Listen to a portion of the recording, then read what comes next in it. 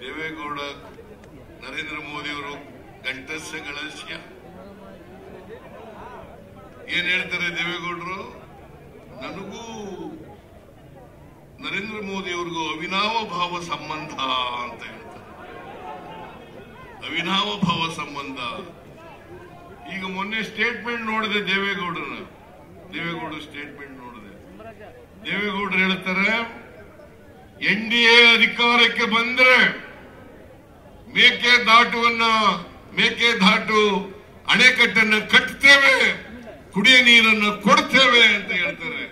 Mister ದೇವೇಗೌಡ್ರೆ, Narendra Modi ಜೊತೆ ಅವಿನಾವ ಭಾವ ಸಂಬಂಧ ಅಲ್ಲ,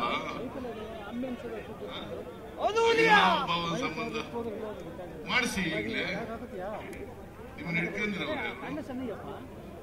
NDA ಬಂದ ಮೇಲೆ ಮಾಡ್ತಾರಂತೆ, ಈಗ ಮಾಡಲ್ವಂತೆ. ದೇವೇಗೌಡರು ಬರೀ ಸುಳ್ಳು ಹೇಳಕ್ ಶುರು ಮಾಡ್ಕೊಂಡ್ಬಿಟ್ಟಿದ್ದಾರೆ. ಈಗ ಬರೀ ಸುಳ್ಳು. ನರೇಂದ್ರ ಮೋದಿ ಅವರು ಸುಳ್ಳುಗಾರ, ಇವರು ದೇವೇಗೌಡರು ಇನ್ನೊಬ್ಬರು ಸುಳ್ಳುಗಾರ.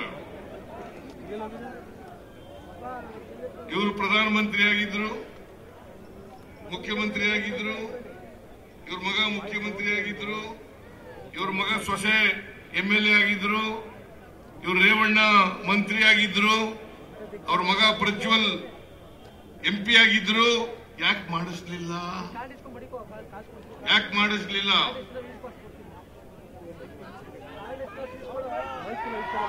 ಮುಂದೆ ಅಧಿಕಾರಕ್ಕೆ ಬಂದ್ರೆ ಮಾಡಿಸ್ತಾರಂತೆ. ದೇವೇಗೌಡರ ಕುಟುಂಬದ ಕೊಡುಗೆ ಕಾವೇರಿ ಜಲಾನಯನ ಪ್ರದೇಶಕ್ಕೆ ಜೀರೋ. ಏನು ಮಾಡಿಲ್ಲ. ಅವ್ರ ಮಾತುಗಳನ್ನ ನಂಬ್ಕಂದ್ರೆ ಜನ ಮೋಸ ಹೋಗ್ತಾರೆ ಅಂತಕ್ಕಂಥದನ್ನ ತಿಳ್ಕೋಬೇಕಾಗ್ತದೆ.